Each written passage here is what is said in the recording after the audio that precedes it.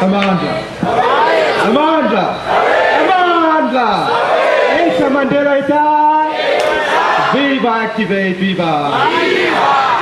And chosen to go back to what I love best. And the reason why I chose to be with you rather than a very important other place in South Africa today. Because you represent the future. And I've been here sitting at the back for the last 2 hours listening to your projects, which is really about, can we find solutions for the huge challenges that face us in our country? And not wait for someone else. Now, one of the most useless business plans in the whole world, that is a hoax, is this. It's a hoax. They are selling you water. Why aren't we drinking water from the tap? We are the cleanest drinking water in many parts of the world. So, a lot of what we sell and what we buy is about spin. And spin is what has got us into the very nasty place we find ourselves in the world today. Because very much of what the global economy has sold us, and we have bought it, and sometimes you hear the language creeping into our dialogue here, is a spin about what success is. What is success? Is it a BMW? Is it carrying a BlackBerry or iPhone? Is it wearing clothing with crocodiles on it? And so we've been sold this notion that success is consuming.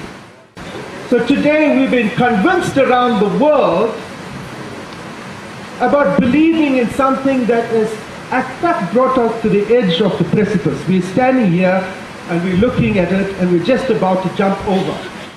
Who's involved in the quality of education? Who's involved? Someone said unions.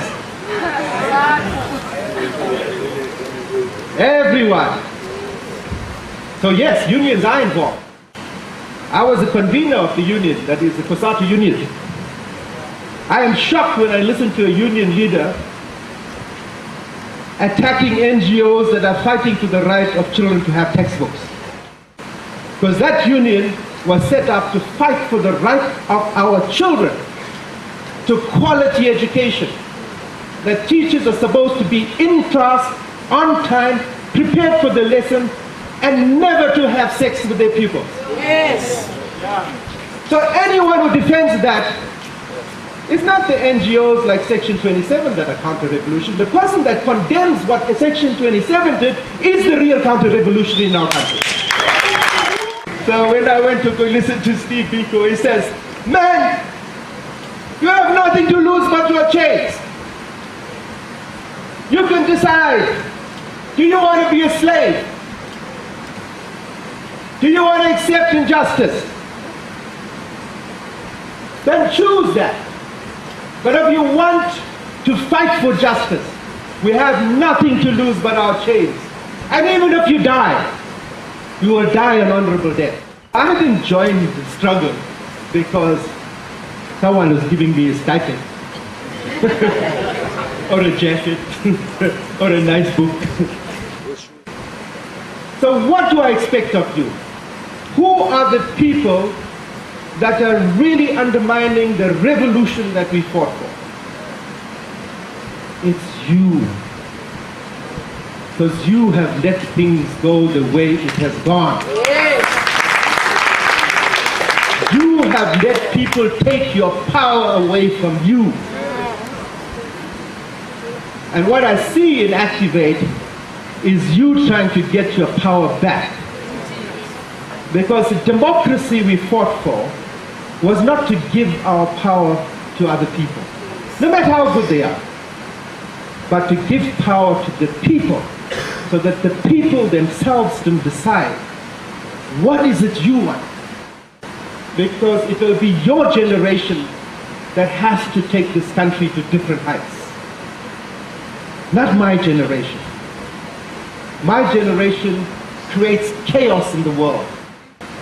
Africa, we don't know how to work together.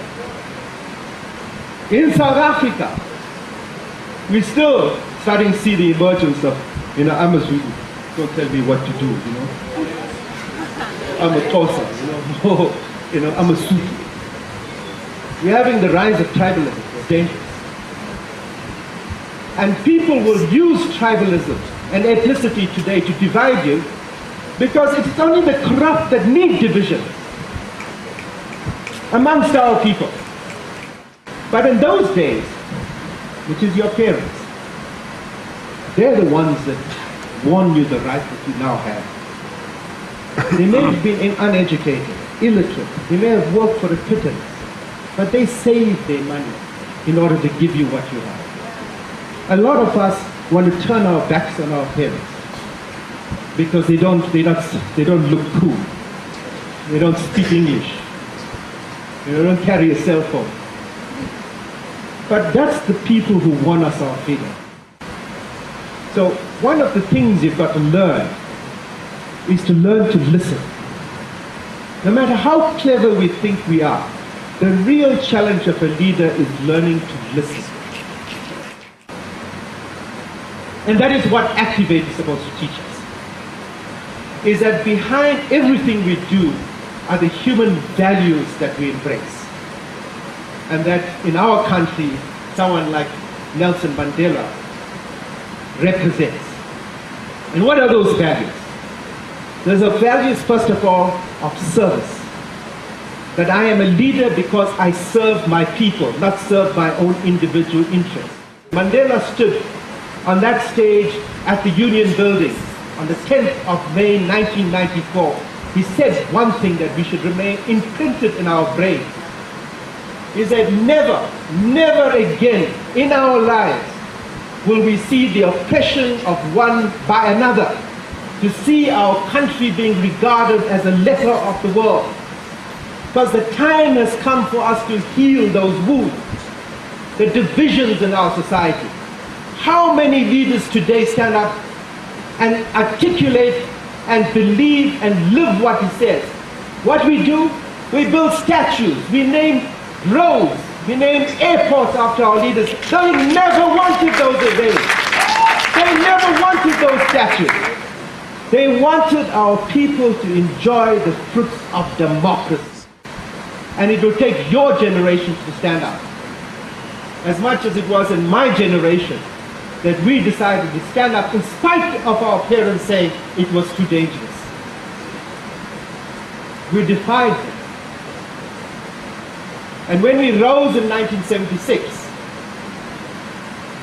we were smashed, but we came back and we rebuilt, and eventually we did put Nelson Mandela as our first president. It is a deep anger. And what happens in that anger? Because no one is listening to them, it becomes violent. We burn down schools and we burn down libraries in anger. And if we ask ourselves where that problem is, it's our problem because we have not organized our people. So many of the examples we are talking about here today is about organizing our people, giving them confidence in the tools that they can solve their problems, and creating pathways that give young people in particular the hope that this democracy also belongs to them. The end goal is democracy, accountability, performance. The thing that we should judge everyone by. Whether they're in government, whether they're in an NGO, whether they're working for Activate. What are you delivering?